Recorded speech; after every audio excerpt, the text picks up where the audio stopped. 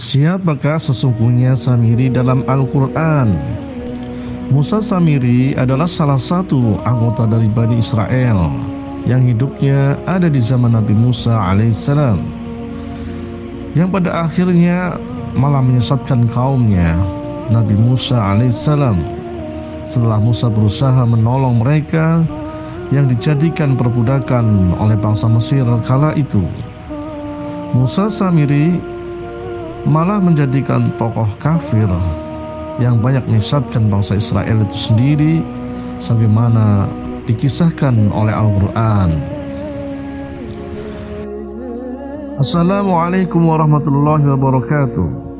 Pemirsa budiman, berkisah tentang Dajjal memang selalu menggelitik dan memancing mata untuk selalu membaca dan rasa ingin tahunya. Lalu siapa sih Dajjal? Kok bisa terkenal banget dan banyak dibahas oleh tiga agama besar, baik itu Yahudi, Nasrani, dan Islam itu sendiri. Dalam sejarah Islam dikisahkan tentang Dajjal saat masih bayi. Dia adalah hanya manusia biasa yang lahir dari garis keturunan bangsa Israel yang memiliki nama Samiri. Ia dilahirkan oleh ibunya di dalam goa karena saat itu Fir'aun, raja yang sangat bengis, lagi gencar-gencarnya mencari bayi lelaki untuk dibunuhnya.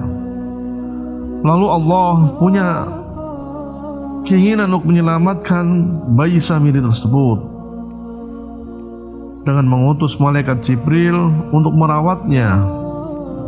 Allah juga menyelamatkannya dari Bani Israel yang lainnya dengan mengutus Musa alaihissalam.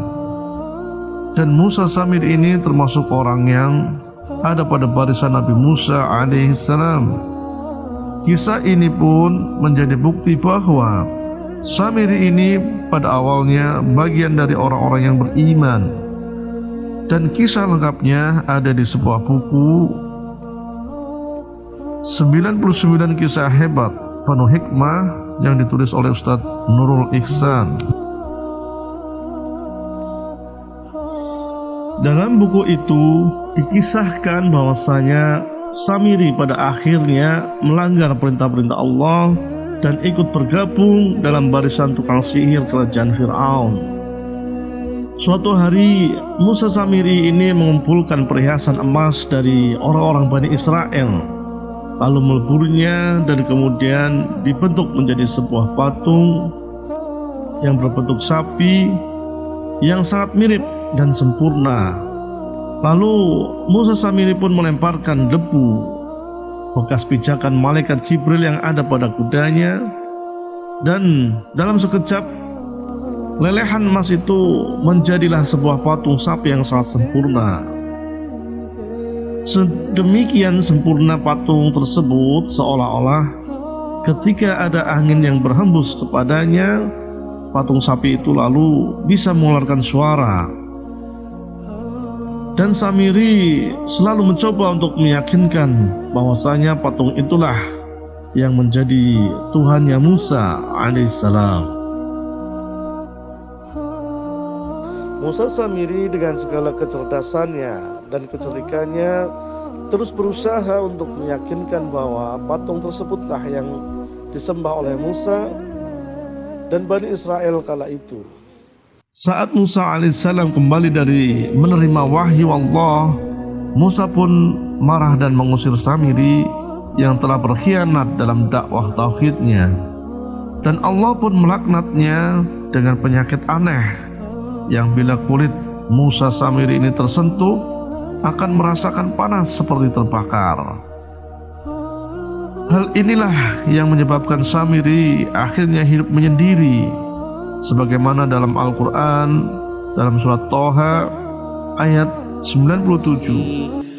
قال فاذهب فإن لك في الحياة أن تقول لا مساس وإن لك موعدا لن تخلفه وانظر إلى إلهك الذي ظلت عليه عاكفا لنحرقنه ثم لننسفنه في اليم نسفا.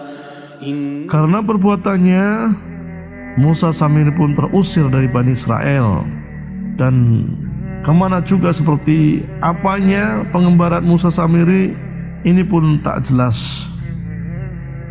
Lalu datang sebuah riwayat atau keterangan dari Nabi SAW bahwasanya Musa Samiri atau Dajjal ini ada di suatu pulau yang terpencil di sekitar Laut Yaman, sebagaimana dikisahkan dalam hadis Fatimah binti Qais tentang sahabat Nabi yakni Tamim Ad-Dari yang bertemu dengan Dajjal dan Al-Jassasah di masa Rasulullah SAW.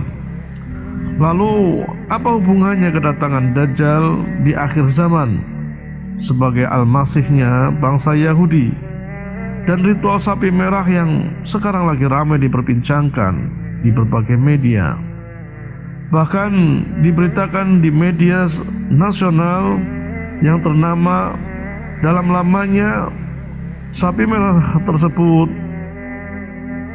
ada kaitannya untuk penghancuran Al-Aqsa oleh Israel atau Yahudi Ortodok yang telah mengimpor 5 ekor sapi yang berwarna merah dari Amerika. Ternyata Israel sudah menyiapkan acara sakral oleh mereka di tahun ini yang bertepatan dengan 10 April 2024, di mana kaum muslimin pun sedang merayakan Idul Fitri. Yahudi meyakini bahwa hari itu adalah hari istimewa dalam kalender mereka, yaitu awal bulan Nisan.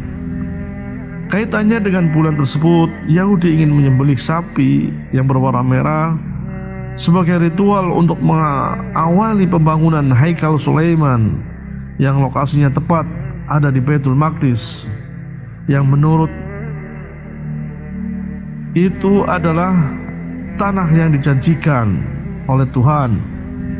Dengan bahasa yang mudah difahami bahwasanya mereka Yahudi ingin merobohkan Masjid Al-Aqsa dengan dalih di situ terletak Haikal Sulaiman yang ingin dibangun sebagai persyaratan mutlak untuk turunnya juru selamat mereka, yaitu Al-Masih Ad-Dajjal. Provokasi yang digencarkan oleh Yahudi itulah yang memancing ketegangan penduduk Palestina, yang pada akhirnya Hamas dan Al-Qassam ini pada bulan Oktober 2023 melakukan serangan kejutan yang dinamakan dengan Badai Al-Aqsa, yang sampai saat ini kita bisa menyaksikan bagaimana perang yang berkecamuk belum ada kejelasan akan selesainya. Bahkan seolah makin meluas ke negara-negara tetangga di sekitar kawasan Teluk dan Timur Tengah. Sebagian para pengikut Alkitab di akhir zaman ini banyak keliru dalam menafsirkan apa yang dimaksud dengan bangsa Amalek, sebagaimana yang dilakukan oleh pemimpin-pemimpin kafir yang melakukan genosida dimanapun. Contohnya Netanyahu ini, padahal para rabi Yahudi itu sudah memberikan statement tentang bangsa Amalek. Bangsa Amalek itu pernah ada di awal-awal kemunculan Bani Israel atau Yahudi yang selalu mengganggu mereka dan memusuhi mereka, karena Tuhan memerintahkan untuk memerangi mereka karena permusuhannya selalu dalam pada Bani Israel. Jadi jika dianalogikan sekarang bangsa Amalek itu bangsa Palestina atau bangsa Muslim dari kalangan Arab ataupun non-Arab, maka tentu akan jauh api daripada panggang. Justru bangsa Palestina adalah bangsa yang telah menolong keberadaan Yahudi di sana sampai saat ini. Bukan malah diputar-balikan faktanya, seolah menjadi bangsa yang menolong malah jadi bangsa yang jahat seolah-olah terhadap ajaran Tuhan dan para bangsa Israel itu sendiri, yang pada akhirnya orang-orang Palestina ini selalu mendapatkan perlakuan yang semena-mena dan genosida. Semoga Allah melaknat orang-orang yang sedang berdusta dan orang-orang yang selalu berkhianat. Amin, amin ya rabbal alamin. Dengan demikian semoga Allah selalu memenangkan orang-orang yang beriman di atas bangsa pengkhianat, bangsa yang selalu membunuh orang yang soleh dari mereka dan para nabi-nabi dan rasul mereka. Dan pada akhirnya kita mohon kepada Allah agar selalu dijaga oleh Allah dan diberikan keselamatan, keberkahan dalam hidup di dunia ini. Akhirul kalam, billahi taufiq wal hidayah. Assalamualaikum warahmatullahi wabarakatuh.